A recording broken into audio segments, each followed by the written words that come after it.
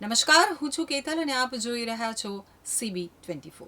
અમદાવાદમાં આજે વહેલી સવારથી જ વરસાદી માહોલ જામ્યો છે, તો હજુ પણ આગામી 6 દિવસ હવામાન વિભાગ દ્વારા ભારેથી અતિભારે વરસાદની આગાહી કરવામાં આવી છે। હવામાન વિભાગે આગામી 6 દિવસ રાજ્યના જુદા જુદા ભાગોમાં ભારેથી અતિભારે વરસાદની આગાહી કરી છે। ખાસ કરી અને 18 થી 20 ઓગસ્ટ દરમિયાન ઓરેન્જ એલર્ટ જાહેર કરવામાં આવ્યું છે। તો આજથી રાજ્યમાં વરસાદનું જોર વધવાની સંભાવના છે। અમદાવાદ શહેરમાં ગાજવીજ સાથે સવારથી જ વરસાદી માહોલ જામ્યો છે। વસ્ત્રાપુર, નરોડા સહિતના વિસ્તારોમાં ભારે વરસાદ ખાબક્યો છે।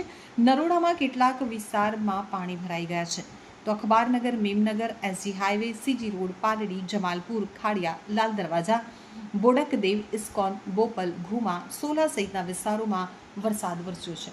અમદાવાદ શહેરમાં આજે વહેલી સવારથી જ વરસાદી માહોલ છવાયો છે।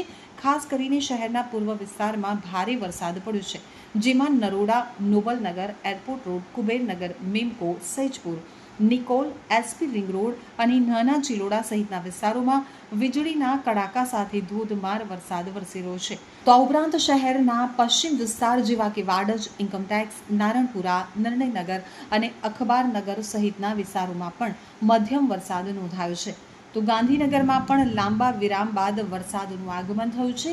હવામાન વિભાગ દ્વારા રાજ્યમાં ભારે વરસાદની આગાહી કરવામાં આવી છે, ત્યારે આજે અનેક વિસ્તારોમાં વરસાદ વરસી રહ્યો છે।